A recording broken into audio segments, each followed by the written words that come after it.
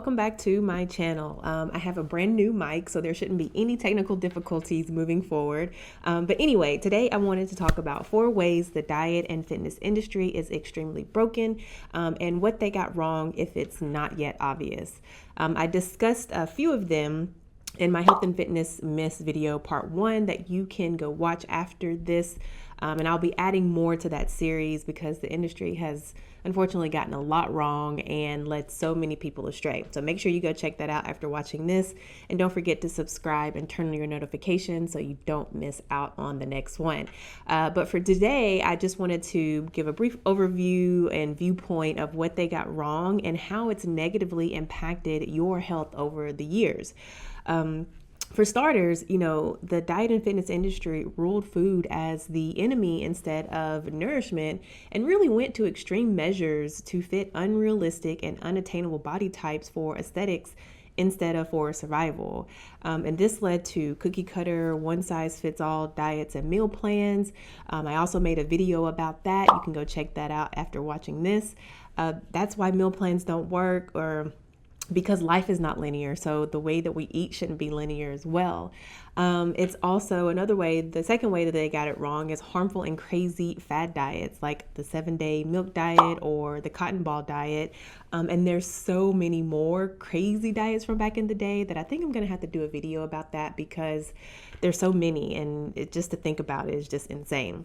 The third way that they got it wrong is doctors and personal trainers unfortunately don't understand the role of nutrition and other ways that we're impacted by prescribing really an eat less, move more mindset or prescription, or telling people not to eat fruit. I literally just had a client tell me that her personal trainer told her not to eat fruit. And that's not the first time. That's like one of those myths that's kind of rampant in the fitness training industry, which is really unfortunate. And doctors still too, or unfortunately don't understand the role of nutrition and how it impacts our health and well-being. And the fourth and final way, which I don't think it's the final way because I feel like I need to make more because the industry has gotten so much wrong, but this is really the most important way. The focus has been on weight loss instead of well-being. And that pretty much sums up the whole industry and why it's so detrimental. Because if you're eating for weight loss, you are going to be on a never-ending cycle of frustration and yo-yo diets, and it's just going to lead you down a path of just, again, never-ending cycle of frustration and yo-yo diets when you're eating for weight loss and not necessarily for well-being. So what did the diet and fitness industry not take into consideration? Even when I was bodybuilding and personal training, I intuitively knew it wasn't just exercise and eating right, and would regularly tell my clients, like, it's more about what you do on the outside of this 1-hour training that really makes the difference.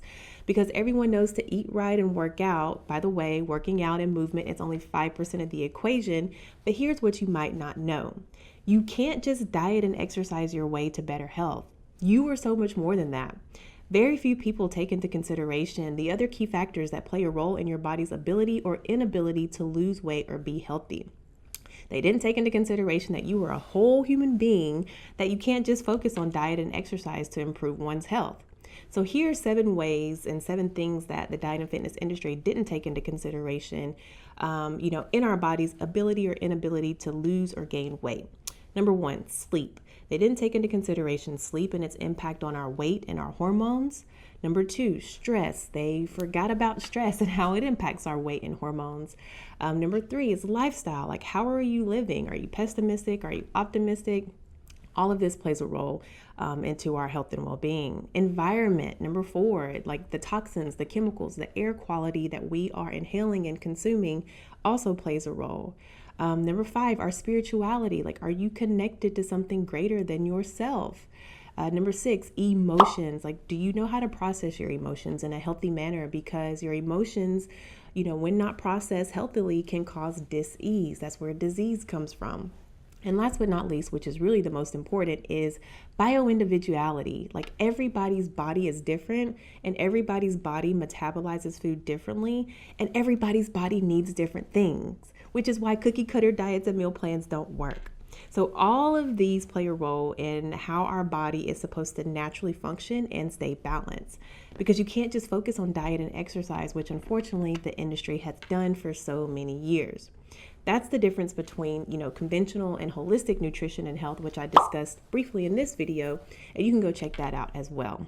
So to sum it all up, I briefly just want to touch on how not addressing these key factors has negatively impacted your health over the years. It's got you on yo-yo diets, which has caused your hormones to become imbalanced. It's caused you to have a negative relationship with food. Instead of, you look at it as the enemy instead of as fuel. It causes metabolic issues. It's caused a rise in chronic disease and illness over the years.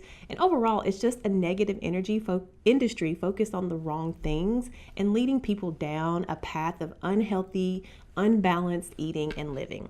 All right. So have you followed any crazy fad diets? Like, what's the craziest one you've ever tried? Let me know in the comments below. Well, that's it for today. Thank you so much for watching. Don't forget to like and subscribe, and I'll see you next time.